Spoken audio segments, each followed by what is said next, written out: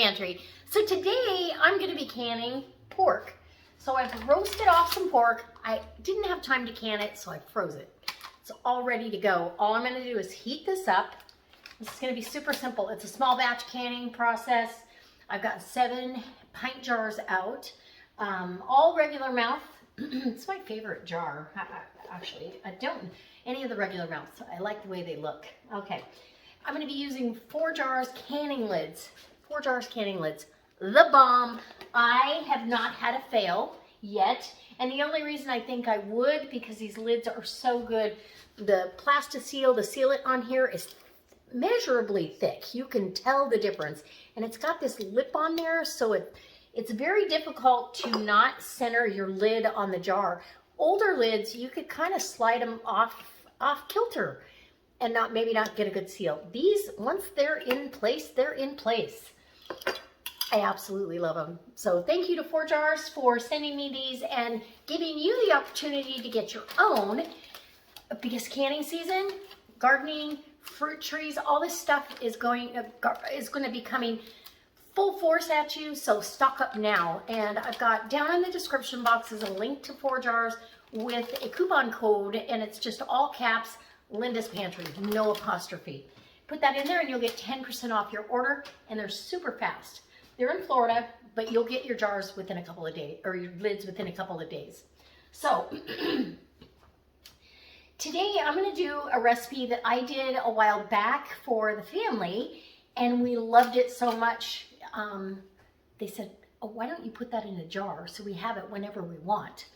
It's good with rice. It's good to make tacos with. It's good to just add your toppings, maybe a little more broth because it's going to be a lot of meat in the jar, and make pozole out of it. So I've got this red sauce that I got a while back from Fred Meyer's. And it's made, I believe, these are fire roasted chilies, but this is a chili sauce. It's delicious. And this one's hot. And trust me when I tell you, it's hot. So we're going to dilute it down with some chicken broth. I've got a couple quarts of chicken broth in here. And I'm going to add this container. And this couldn't get easier. So this is a 36-ounce container of red chili sauce. And like I said, it's hot. So I'm going to put that in here.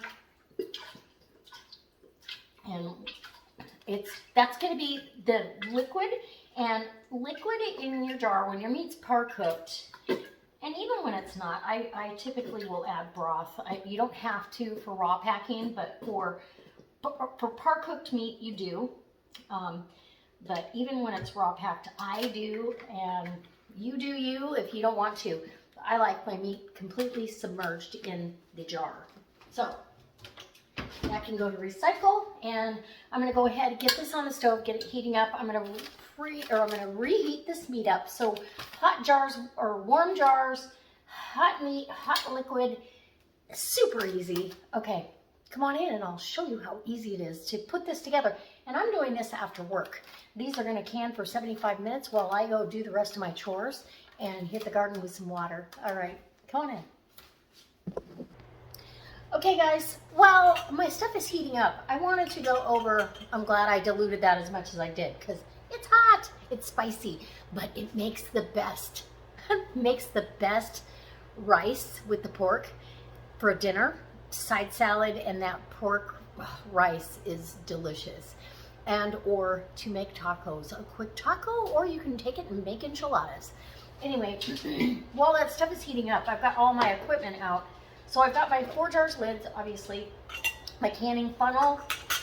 For those of you that are new, I just want to be able to give you everything that I do, and then you can do you, okay? So I've got this is my canning ladle, because it can hook on the side of the pan and not, get lost in the mix. I got my clean, warm canning jars, and I'm choosing pints. I don't know if I'm gonna need 7 or if I'm gonna need less. Either way, I'm using my All-American 10.1 canner. Now that's the smallest canner that you can use for a canning session because you need 4 quarts, room for 4 quarts standing upright. There's got to be enough room between the water and the lid to create a steam effect to build up that pressure and can properly. If you don't have a canner that's that big, it's not okay to can in it, okay? A pressure cooker is different than a pressure canner. You can cook in these, but you can't can in every pressure cooker, okay? And I personally don't recommend any of the electric ones. I know there's people out there that swear by them, and that's great, but I'm gonna stick with the All-American or a Presto canner or a Miro canner, you know. So I've got my lids, and I've got them all kind of zigzagged. These have been washed, and they're dry, but they've been washed, which is directions on the package for the Forjars. You don't have to heat them up. Now, when I'm water bath canning, I put them in warm water to soften the plasticine or whatever the sealant is. So, you know, a water bath canning session sometimes is only 10 minutes. But pressure canning, it's 75 minutes for this meat. It's going to be plenty of time. My canner is heating up. I've got 2.5 quarts of water in there. I have a splash of vinegar, and we're talking maybe a tablespoon. You don't want to put too much, or it's going to take the finish off your rings, but just enough to keep the residue down. I also do a once-over inspection for my lid. I make sure here the petcock is clear, that I can see light through it, and I don't have any issues. Everything looks in good working order, and I store my lid with the gauge inverted into the canner so it doesn't, I don't take a chance of knocking it loose. I've got my rack in the canner. I'm ready to go. I have my jar lifter, my debubbler, it'll be very important, and you can measure your 1 inch of headspace if you'd like. So we're ready. I can hear that that sauce is hot, so I'll be right back. We'll fill jars. Okay, so I'm ready to start filling jars, and literally it couldn't get any easier than this. The meat is hot and the sauce is hot, both temperature and otherwise. I'm hoping to get 7 jars, but if I don't, hey, I'm good. So I make sure that I've got plenty of space around the meat for that liquid. And I'm gonna grab one more piece here, and I'm gonna kind of place some of this down a little bit because that's not quite enough meat. Okay, I need 1 inch of headspace comfortably with broth and everything. So that being said, then I'm gonna grab my ladle. Can you guys see okay? I think you can. Grab my ladle, and in the hot jar goes my broth. And you do want to thin, if you're making enchilada sauce, make sure it's like as thin as you would use for your enchiladas, because you want that around, it's the catalyst that keeps,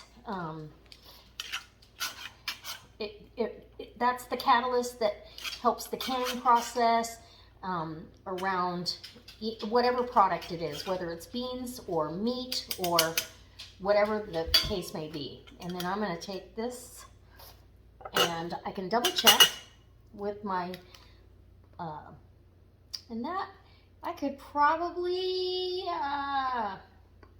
it's touching, barely touching on that last little notch. So I'm going to take just a smidge and put it right over there. I don't want my jars to siphon, and if you don't leave enough headspace, you take the chance, okay? So now I've got my vinegar soaked paper towel, and the jar is hot, so be careful. I'm gonna grab my lid, my first lid here. Grab my lid and my ring, and the bands are strictly to hold those lids in place, fingertip tight, okay? And then I kind of do, especially when I'm putting sauce in like that, I kind of do the once around to see if there's any air pockets. Air pockets will change your headspace as well. So in the canner it goes, and I'll bring you back and do fast forward for the rest of the story. And my canner is sitting at 180 degrees, which 140 to 180 is perfect. So don't be afraid to put the heat on it. Okay? And here we go with the next jar. Actually, you know what? I'm just going to bring you along for real time because it's fun. I want to see how many jars I get out of this. I don't think I'm going to get 7, but that's okay. I would like to have a full canner load if I can. And yeah. But I also want full jars. You know what I mean? I don't want to scrimp on my jars. So there's that. And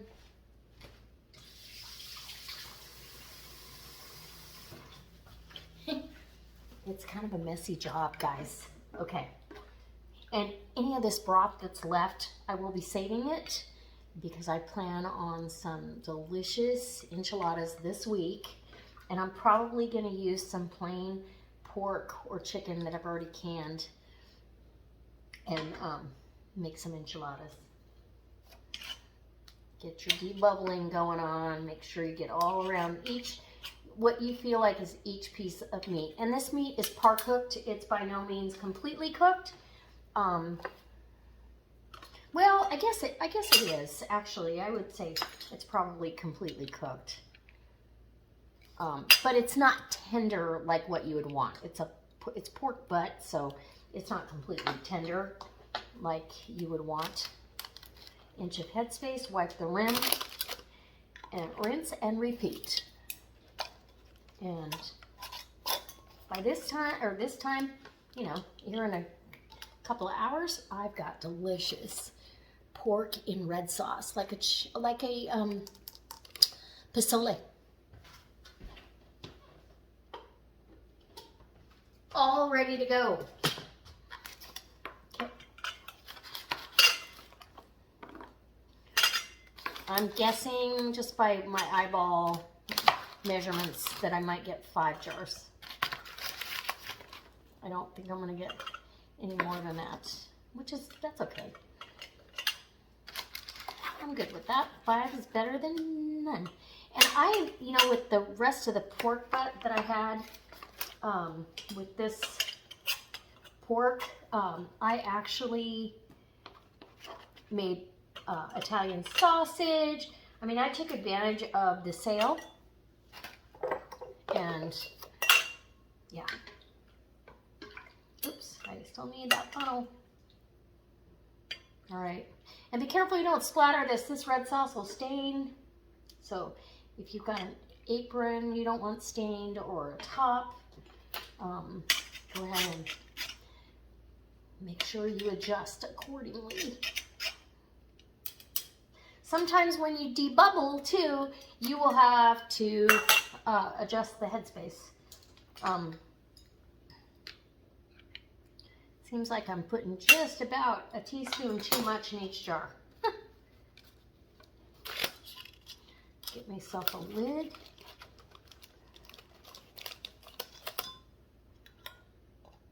And I love the way they center right on the jar. All right. In the canner she goes.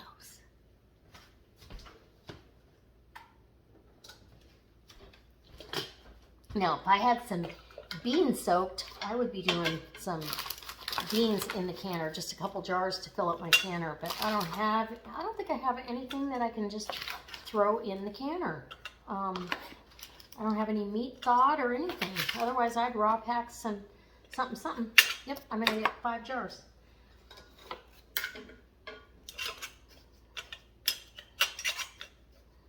Which is perfect.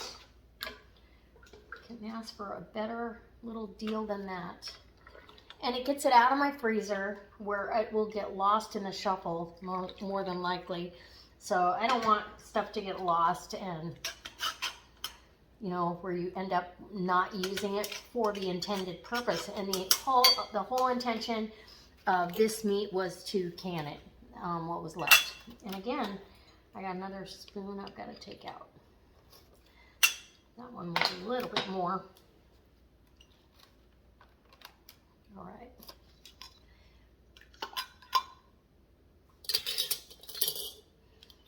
There we go. Oh, I'm excited. It makes me want tacos right now. Okay, in the canner. And like I said, I am going to bring my canner up to temperature. I'm going to let it vent for 10 minutes. And that is part of the canning process. You need to do that. 10-minute venting is absolutely replacing all the air in the canner, equalizing the temperature around the jars, and creating that steam. And then, of course, the pressure of 5 jars perfectly. That's awesome. And yep, the jars are still warm. That's great. Hot jars, hot meat, hot liquid, and 5 pints going on the shelf. Okay.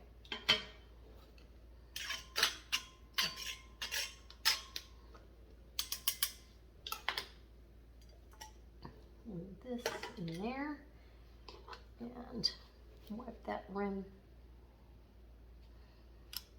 And that's just, you know, if you were putting salt or you got a chunk of meat or anything, I haven't had a whole lot of something not sealing. Plus, while you're doing that, you're actually checking another time with your fingertips for any chips or nicks. That will completely keep your jar from sealing. All right, little inspection. In the canner she goes. And it's time to lock her down. Now, if you do not want your canner to absolutely not be 100% full, you can actually fill these jars with water and put them in your canner. But I'm gonna run it just the way it is. Oh my gosh, buddy. Actually, I've changed my mind. I am going to fill these jars with basically it's enchilada sauce. So I'm going to fill these with some sauce. And then I don't have to worry about wasting any of that. And in the canner, it'll go with. It won't hurt it to can for that long. So we've got some nice hot and spicy enchilada sauce. Buddy, I'm talking here. Okay, and then to the next jar. So see, I solved my own problem. I love it. It wasn't the original plan, but hey, I've got the jars, I've got the lid, ouch. I've got the jars, the lids, and rings already clean and ready to go. Might as well fill that canner, right? Delicious.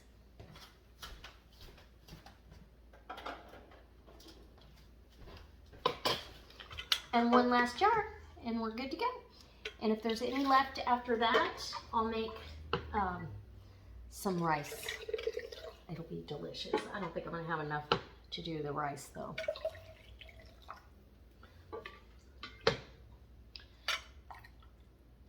Oh, I might actually have, I got about a cup left.